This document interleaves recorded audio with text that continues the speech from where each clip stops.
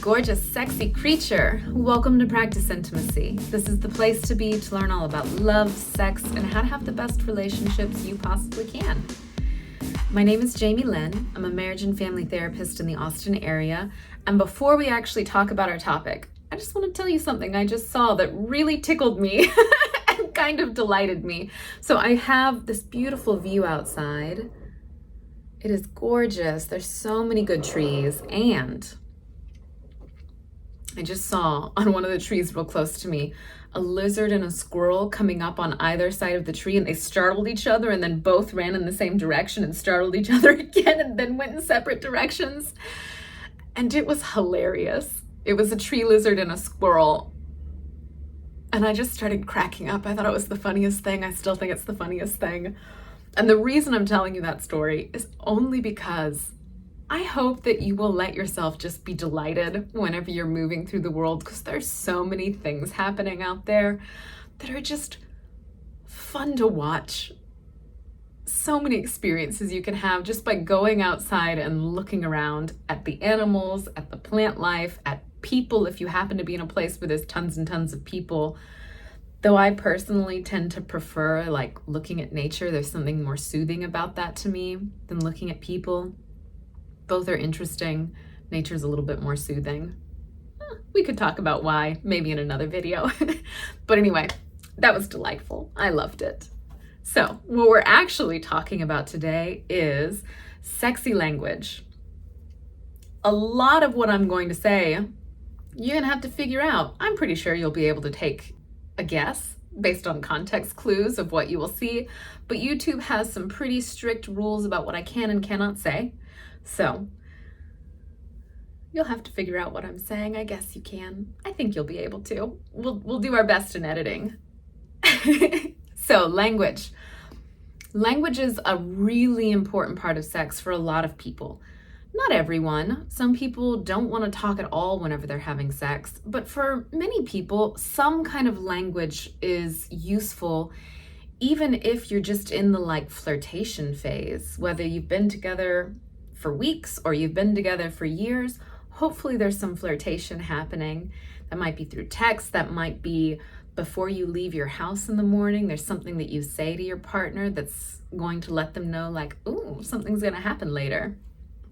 And language is a part of that.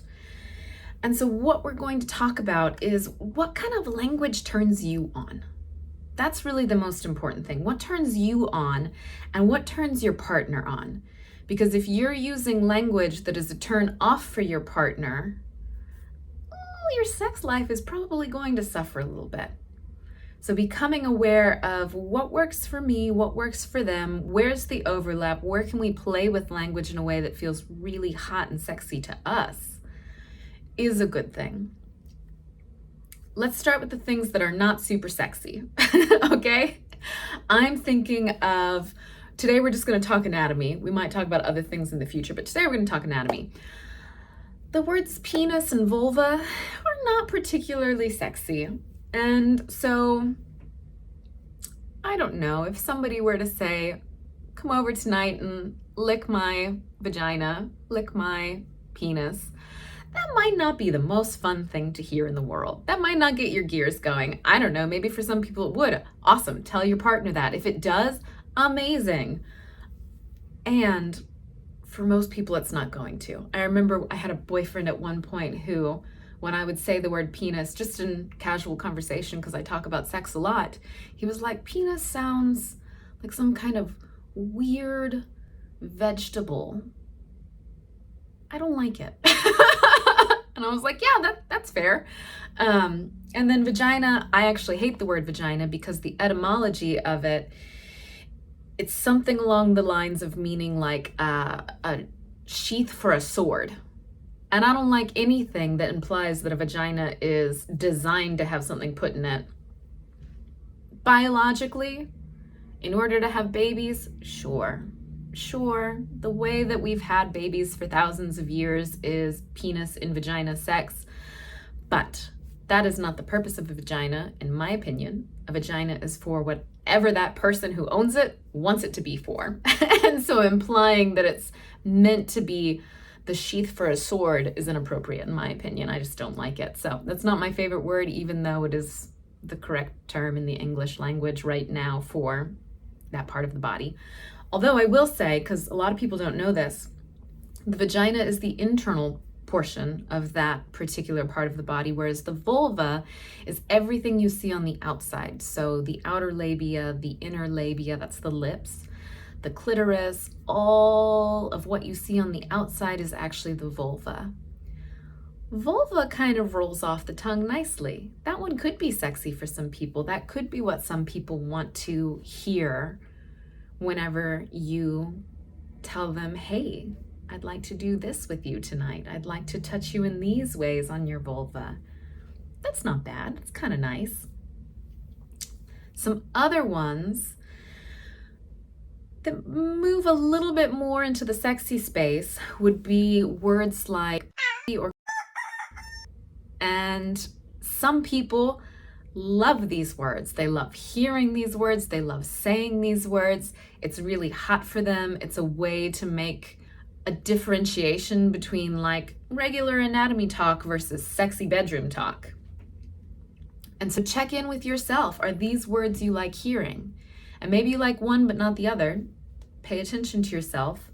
I know a lot of people who have a problem with the word because of the context that has been used for decades at this point, where it's part of misogyny. Men would use this word to put down each other, and it could be derogatory. So there's a lot of reasons why people do not like that word. But if you want to read a lovely book, there is this fabulous book. Oh, right now I can't think of her full name, but it's Regina something. It's Mama Gina. She wrote A Reclamation. It is a beautiful book. If you have a problem with this word, but you want to feel empowered by it, read that book. It is wonderful. But then some people just love it automatically. They hear it and they're like, yes, that is the word for me. Same for there isn't the same baggage around words that are used to describe a penis because we live in a misogynistic patriarchal culture. And so usually those words are totally fine. Although often would be derogatory. And so I take that back. I guess there is one word where it would be derogatory, basically calling someone a jerk. And I've lost my train of thought because now I'm on a little tangent in my mind of like, what other words to describe a penis are derogatory? Anyway. So, of these, what feels good for you to hear? What feels good for you to say? What would turn you on to say to your partner? And then we need another one in case somebody's really turned off by the word. The one that I like is yoni.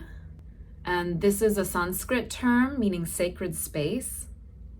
And I find that a lot of people that I work with who really do not like hearing enjoy using this word in substitute. So that's an option if you're looking for a word you could use that's a little bit sexier rather than vulva or vagina, and it would not work for you.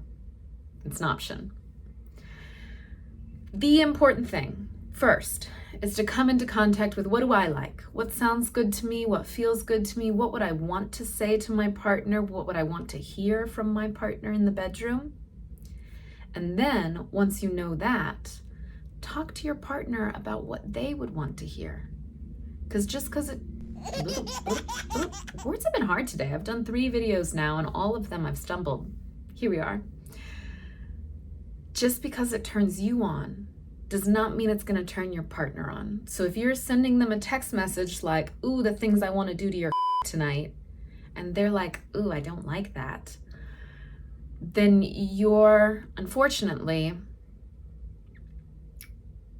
doing the opposite of what you were hoping for. You're turning them off rather than turning them on. You might be turning yourself on, but that might lead to frustration because they're not in the mood at the end of this conversation. So talk to your partner. Ask them, what kind of words turn you on? These are the things I like to say in here. How do you feel about that? Does that do anything for you? Are there things that you would prefer to hear if it does not do anything for you?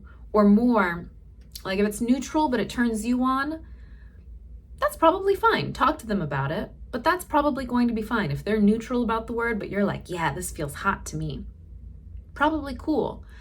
But if it turns you on and it turns them off, then you need to ask them, okay, cool.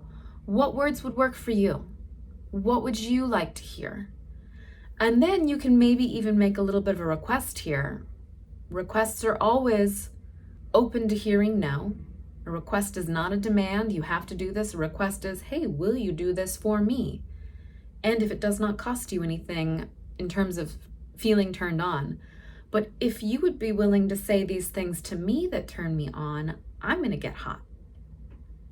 And if it's okay for you to do that, awesome, that would be lovely. I won't say them back to you because I know it doesn't turn you on, but if it would be fine for you to say them to me, yay, we both win. Okay, I think that's it. I think that's all we're gonna do right now for language, although, I forgot about one that's really, really important. That one's so important to talk about.